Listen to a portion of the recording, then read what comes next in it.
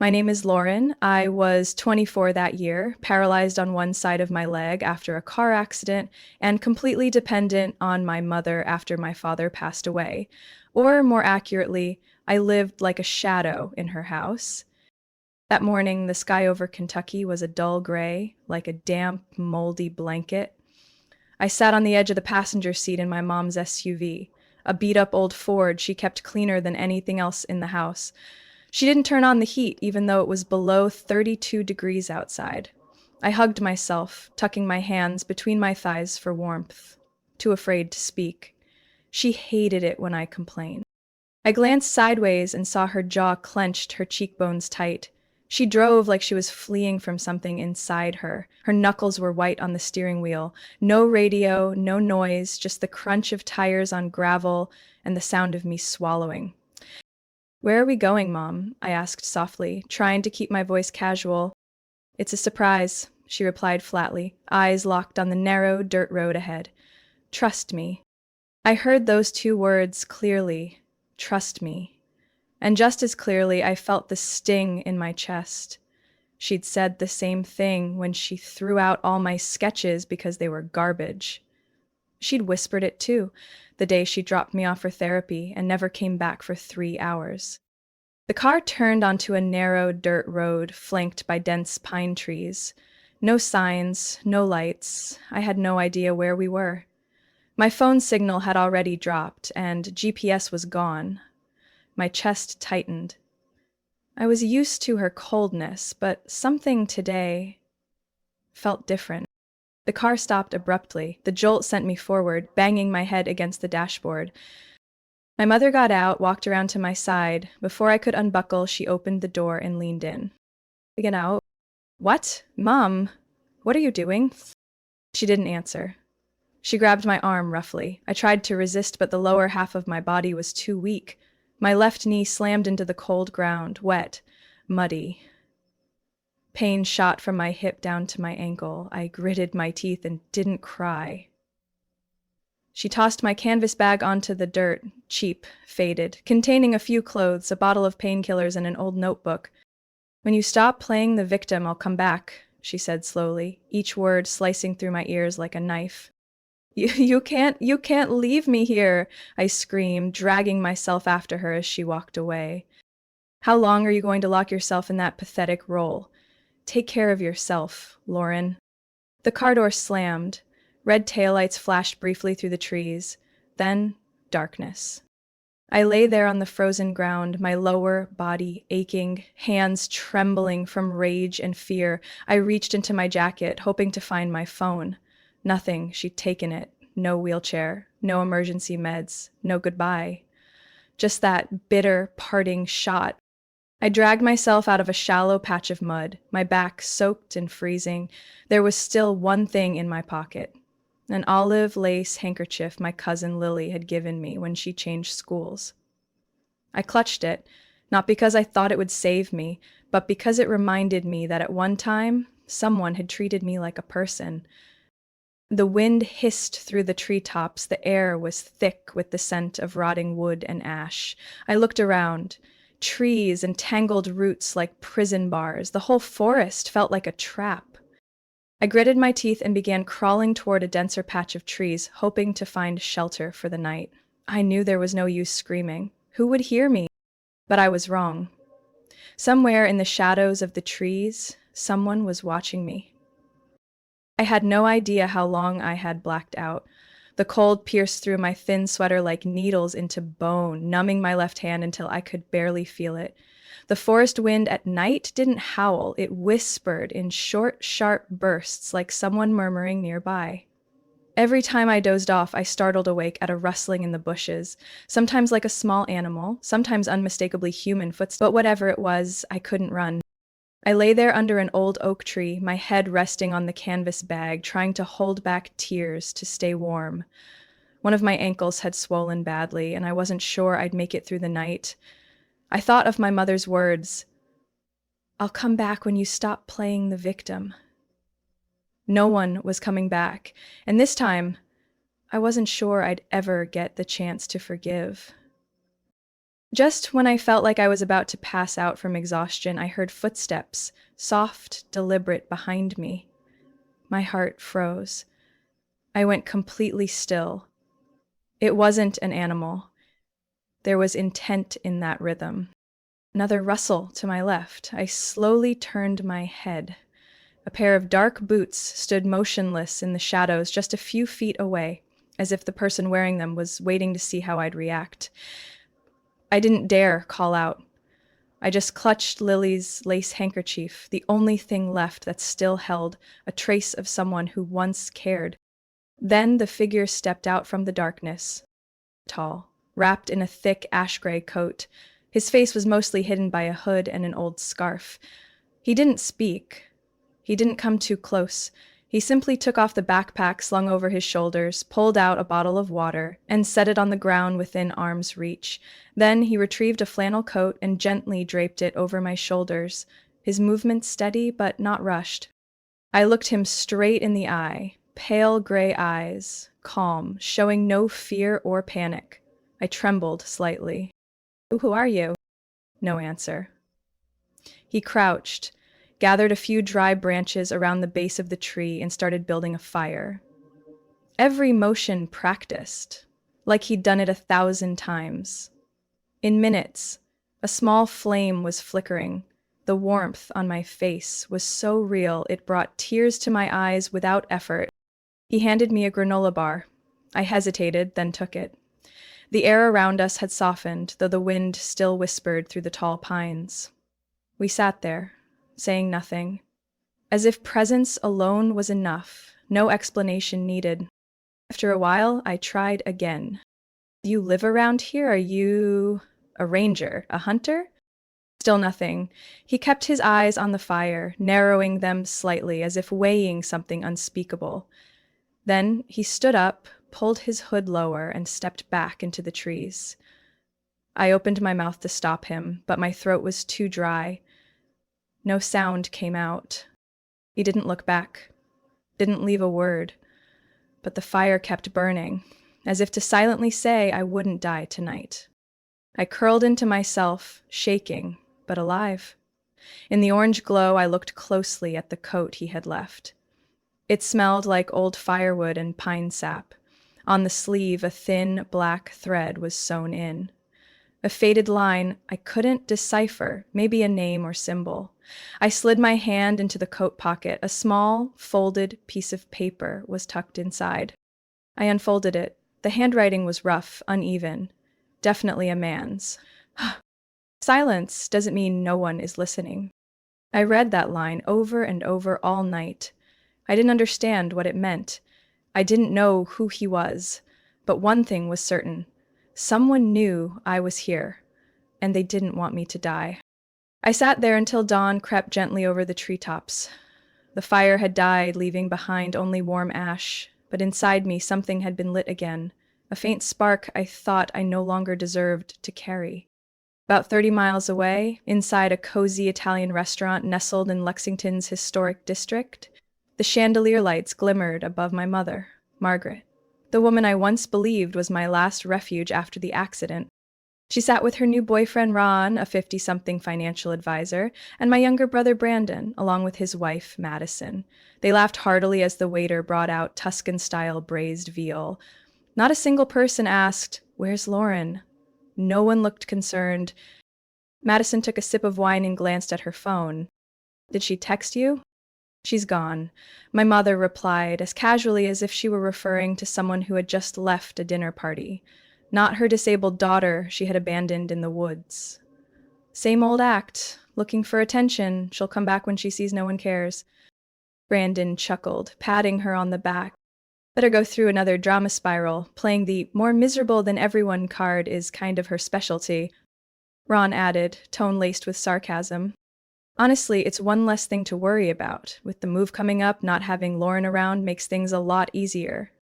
They raised their glasses. A clink of red wine. Each of their words, a cut, though I wasn't there. And they knew that. While I lay beneath an oak tree, my ankle swollen to my thigh, lips cracked from the cold, my own family called me a drama queen. No missing person report, no news alert, no notice posted. I wasn't lost. I had been deliberately discarded.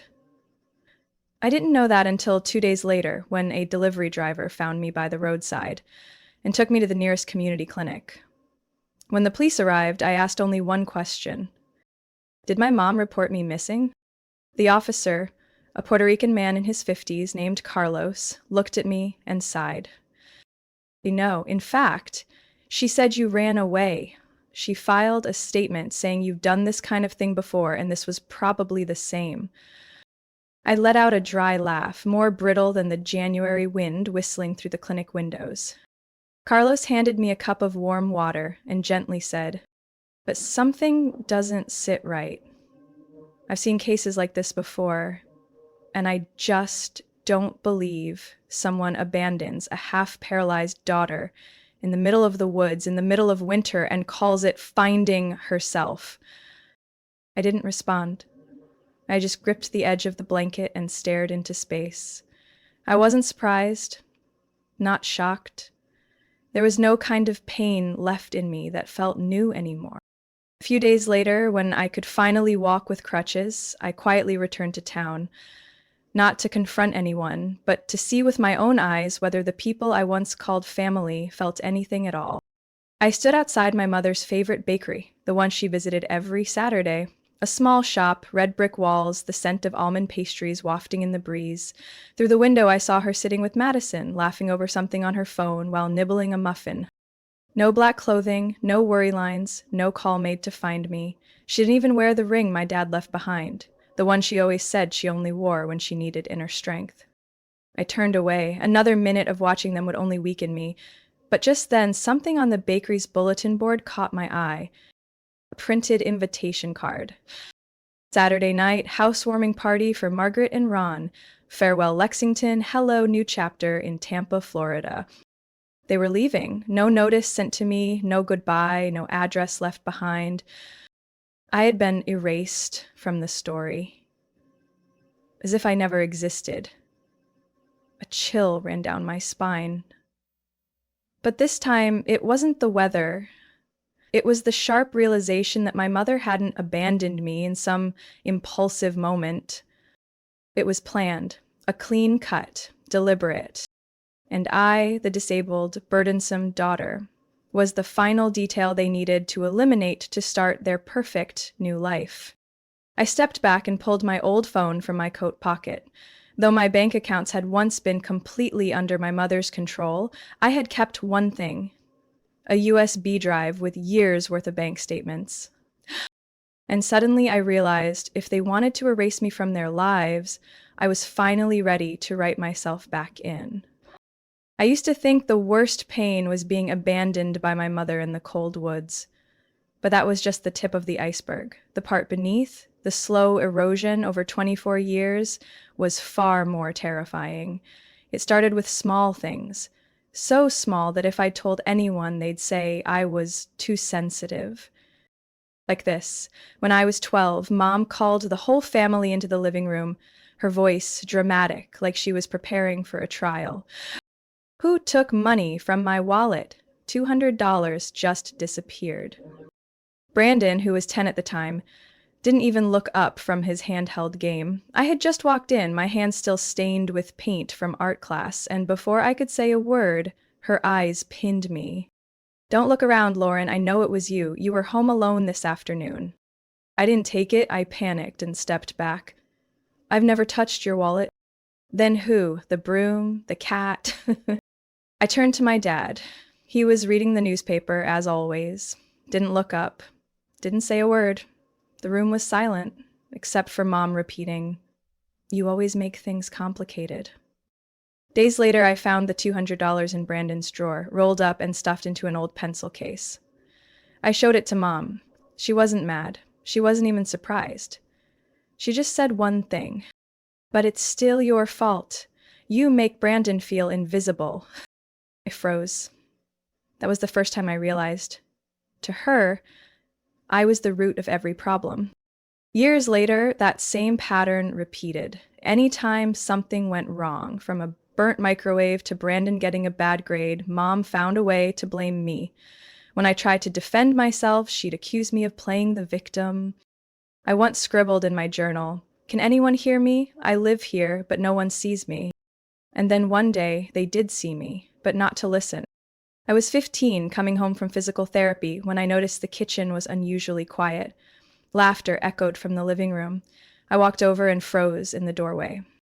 Madison, who was just Brandon's new girlfriend then, was holding my journal, reading aloud.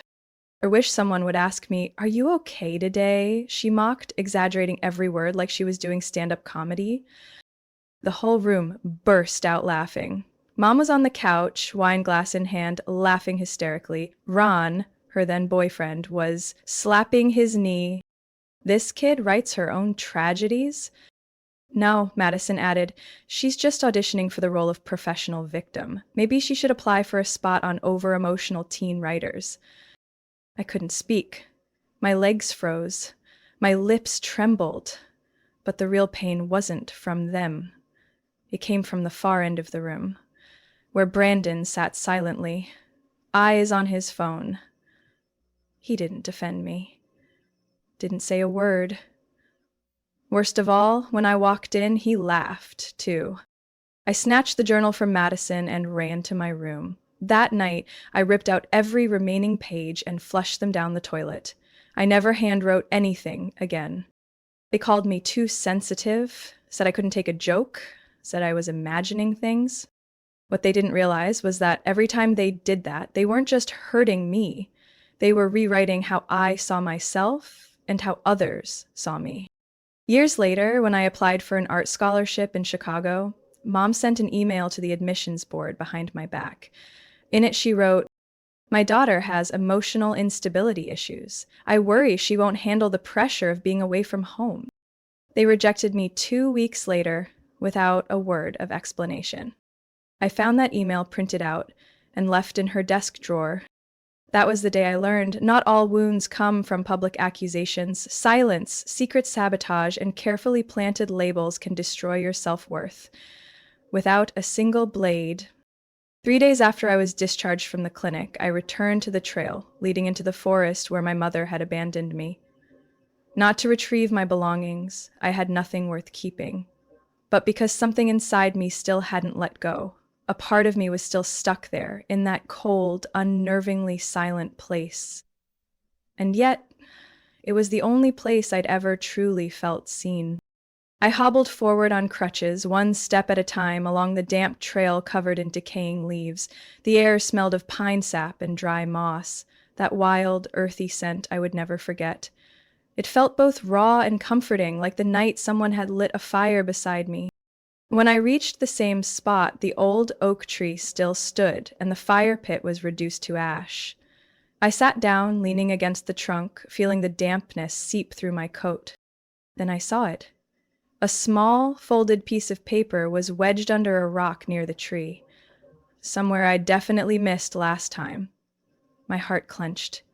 I picked it up. The edges were worn, the paper old, but the message inside was perfectly legible. "Lauren, they always wanted you to believe you didn't matter, but you've never been invisible." I looked around. No footsteps, no engines, just the wind rustling dry leaves. Who wrote this? I folded the note and slipped it into the inner pocket of my coat. Then I walked deeper into the woods, guided not by sight but by memory, by something that felt like instinct. About 100 yards in, I came across a small metal box, old and covered in moss, hidden behind a clump of ferns. The lid was hand-engraved with 2 faint words, "Keep going." I sat down and opened it. Inside were scraps of notebook paper, and I recognized the handwriting. It was mine. Snippets from the journal pages I thought I had torn up and flushed away were now here, kept safe, piece by piece. One said, "I've gotten used to not being heard, but I'll never get used to being erased." I wrote that at 17, after my mother disqualified my art competition entry because, in her words, abstract paintings make people uncomfortable. I flipped through more fragments. Some I didn't even remember writing, but they were unmistakably mine. Slanted letters, smudged ink, maybe from tears or sweat, I wasn't sure. But someone had preserved every word. Someone who couldn't bear to let them vanish like my family once wished they would. At the bottom of the box was a newer piece of paper, printed, crisp and clean. We don't choose where we're born, but we do get to choose how we walk forward. Keep walking, Lauren. Someone's still watching over you. I don't know how long I sat there, staring at those words like they were calling to me from another world, a world where I wasn't a shadow, a burden, or the name scratched off a guest list, but a person. Remembered. Protected. I left the box right where I found it, but took everything inside, every proof, every piece of tenderness, with me. On my way back out, I once again heard a rustle in the brush. Not loud, but enough to make me freeze. I turned around. A man stood maybe 60 feet away, beneath an old pine tree. Same worn gray coat, same hooded hat. This time, he didn't hide. We didn't speak. We just looked at each other. I recognized those eyes. He was the one who lit the fire for me that night. He gave a slight nod, then lifted one hand, as if to say, "You're okay now." I took a step forward, but he turned and walked away, calmly disappearing into the woods. Not afraid, not rushed, just gone, as if he'd never been there. But he had. Just like those fragments of memory I thought were lost, just like me, someone finally reappearing in her own story. I don't know who he is, but I know one thing. He saw me, long before I ever knew how to see myself. And that was the first step to truly living. For the very first time, on my own terms. I returned to the forest once more at the end of March, when most of the snow had melted, to find the answer to the question that haunted me every night. Who had kept the fragments of my memories? Who had quietly gathered every page, every word, every wound my family had tried to burn? Following signs of broken branches and a strip of dark fabric snagged on a low branch, I came to a place I hadn't reached on my 2 previous visits. An old ranger station with a slanted wooden roof, shattered windows covered in vines and moss. The front door was ajar. I pushed gently and the hinges groaned dryly. The scent of rotting wood, damp soil, and old smoke hit me, sending chills down my spine. Inside was narrow and dark, with only a dinted wooden table, a chipped stool, and, something that made me freeze, an old laptop sitting in the middle of the table, connected to a solar panel placed near the window.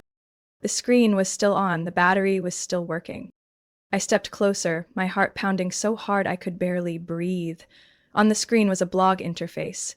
The page title held just one line, in default font. No one listened, so I did. I clicked on the latest post. The day she was left behind, no one knew, no one wanted to know. They called her a burden, but I call her a survivor. I took a half step back.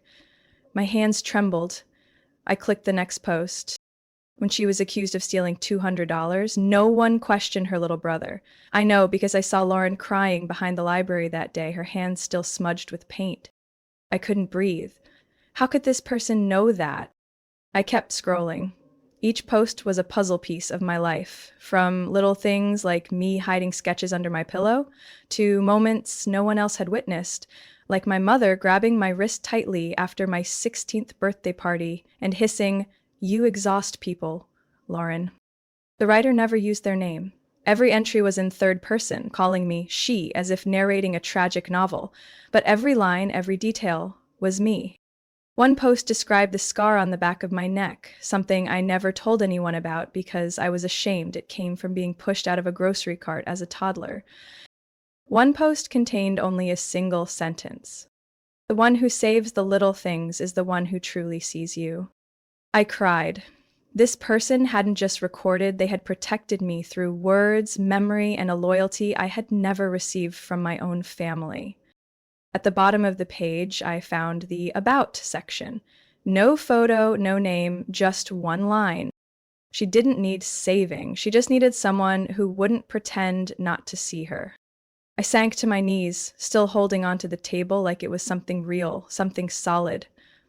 I didn't know who created this blog, but they had been watching me for years, silently, patiently, asking for nothing.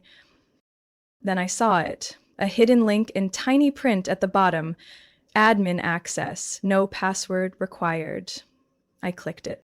A list appeared. Over 300 posts uploaded over the past 6 years, each one tagged. School, mom, brother, birthday night, old journal, accident, ruined sketch, abandonment. My hands turned cold. No one could have recorded this unless they were there. Witnessing. Closer than I ever imagined. A new tab opened automatically. A draft post, saved just 2 hours ago. She came back to the forest today. I saw her standing at the old spot. She's stronger now. I thought I wouldn't need to write anymore, but today I saw her smile, really smile, for the first time in years. Maybe I can stop being afraid of getting it wrong, because she's writing her story now. I stared at the screen, and for the first time, I didn't feel small. I didn't feel weak. I felt seen by someone who didn't offer hollow comfort or pat my shoulder, but who had quietly turned what I once called pain into something that could be understood. I looked around the room, then back at the screen. The blog's title still glowed. No one listened, so I did. And for the first time in my life, I whispered something that had always felt too luxurious to say. Thank you for listening. The exhibition, titled Silent Voices, was held at a small gallery in downtown Cincinnati, organized by a nonprofit aiming to showcase anonymous works by artists who survived psychological or domestic abuse. Each piece was displayed without a name or biography, just a coded signature assigned by the founder. I submitted my piece in silence under the ID code LL23, short for my name, Lauren Jane, with the description, a memory buried alive, an identity rewritten. The painting I sent was called The Glass Memory, a cold lit room with a girl curled up in the center, surrounded by hundreds of shattered mirrors. On each mirror was a phrase, "Don't act weak. You're being dramatic. No one's going to believe you." I painted it with my recovering right hand, trembling with every stroke. I balanced the light and shadow using memory and instinct. Because I no longer keep notes. I don't need to write down the pain I painted. I didn't tell anyone, didn't invite anyone, but the world has its own way. When the exhibition opened on Saturday afternoon, I stood in a shadowy corner near the emergency exit, hair tied low, a beige knit cap, and a thick second-hand coat that let me blend into the crowd. I thought I was ready, until I saw them. My mother, Margaret, in her ivory charity club coat, came in with Ron and Brandon, my brother. They sipped wine, strolled past each painting with that smug, casual air. I froze when I saw Madison with them. Same confident smile, same glance that treated the art like decor for her narrative. They didn't recognize me. I don't blame them. The person they once knew was someone they'd already broken with their own hands. I watched them from a distance, their steps, their smirks, until they stopped in front of the glass memory. Madison spoke first. "This one looks kind of familiar." Brandon nodded. "Feels like the stuff Lauren used to paint, right?" Ron shrugged. "That girl, she can't even draw anymore, can she?" My mother said nothing. She stood still, staring at the painting longer than anyone. Her hand clenched the strap of her purse.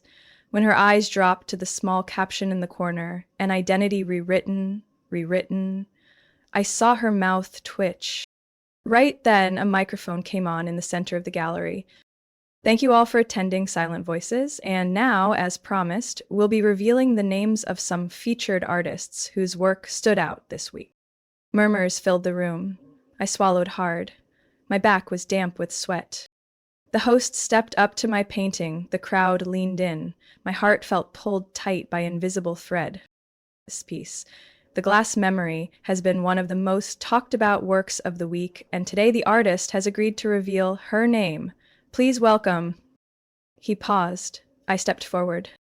Lauren Jane Whitmore. Silence fell. Like the oxygen had been sucked from the room. Brandon dropped his wine glass. Ron froze. Madison stepped back. And my mother, she didn't blink. Her entire body locked up, her eyes widened, not from shock, but from rage. I stood tall, eyes steady. You once said, "No one listens to my story." I looked at each of them. Tonight, they didn't just listen. They watched for 20 straight minutes without looking away. No one replied. Then, strangers in the room started clapping.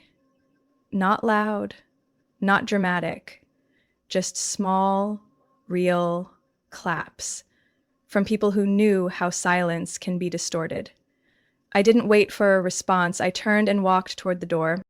Before I left, I looked back one last time. My mother's eyes were bloodshot, but as always, she said nothing. The only difference was, this time, I no longer needed anything from her, because now my voice is finally loud enough, without needing permission to be heard.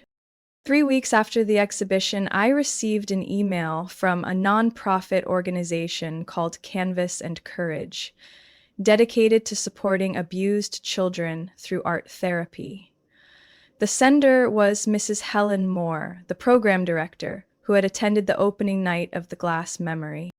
She wrote simply, "I didn't know who you were before that night, but I know for sure. There are children out there who need to be seen, just like you once did. If you're willing, we're ready to give you a room, a box of paints, and a chance to begin again. Not for revenge, but for survival." I read that email 3 times before replying with a single word: yes. The center was located in a repurposed church building in the suburbs of Dayton, Ohio. The room I was assigned had once been a Bible study classroom, now painted in soft pastels, with tiny string lights twinkling overhead like stars. I personally hung a few small paintings on the wall, unsigned, only titles. "Waiting to be seen. No one can block me now. There's still light." The first session had only 6 children, 4 girls, 2 boys. Ages ranged from 6 to 11. Most were quiet. Some just stared at the table or kept drawing circles over and over. I didn't push them. I knew too well what it felt like to be forced to share. Instead, I simply said, "Here, you can draw whatever you want. No one will laugh, no one will snatch your paper, no one will tear your picture." A 9-year-old girl named Abby, with twin braids, handed me her first drawing. It showed a plain kitchen, a large refrigerator pushed against the wall. Behind the fridge was a small, warped brown spot. "What's this, Abby?" I asked gently. She looked around, lips tightly pressed. After a moment, she whispered, "It's me, hiding." I sat beside her, staying quiet for a few seconds. Then I placed my hand next to the paper. "What if you stepped out from behind there?" Abby looked at me. Then she picked up a yellow crayon and drew a big circle in the corner of the page. No label. But I knew that was the sun. I could barely breathe in that moment, not from pain, but because, for the first time, I truly felt healing doesn't come from making others pay. It comes from seeing a child who once had their dreams stolen begin to dream again. I began teaching 3 days a week. I didn't call it a class. I called it breathing time with colors. Every child had their own sketchbook, locked away, only they and I could touch it. There was a 7-year-old boy named Eli who hadn't spoken a word during 3 months of treatment. That day, he gently placed my hand on a page he had just drawn, a simple 4-corner house with words written in slanted print. "No yelling here." I smiled at him and whispered, "That's a real home." And in that moment, I knew. I wasn't angry anymore, not at my mother, not at Brandon, not at Madison, or anyone who once tried to twist me into a shadow of myself. I didn't need apologies. I didn't need them to break down or pay, like people imagine justice must look. Because if I had to choose between hurting them or helping these children believe they deserve to live, I'd choose the second. Every single day. One Friday afternoon, while cleaning up, I found an envelope taped under a cloth chair by the easel. No name. Inside, a note. I'm still watching, but this time from behind the safe walls you built. Thank you for not staying silent like they wanted. I smiled. I didn't know who sent it. Maybe it was him, the stranger in the woods. Maybe it was someone who passed through my life without me noticing. Whoever it was, I didn't need to know anymore. Because I wasn't chasing who saw me. I was the one doing the seeing now. And that was enough. I locked the room and stepped into the hallway, where the sunset turned old tiles golden. I wasn't walking away from the past. I was walking forward, hand in hand with the future. And this time, it wasn't trembling in the dark. It was holding my hand tight, painting its colors boldly on clean white paper. Lauren's story reminds us that healing doesn't begin with the forgiveness of those who hurt us. It begins the moment we dare to face ourselves and choose to move forward, even when no apology comes, even when recognition never arrives. Healing isn't forgetting. It's turning memory into foundation for a new life. And sometimes the most profound answer to pain is using it to guide someone else toward their own light. What do you think of Lauren's journey? If it were you, would you choose to forgive or to walk away? Share your thoughts below, and don't forget to follow the channel for more heartfelt stories about family, pain, and the journey toward healing.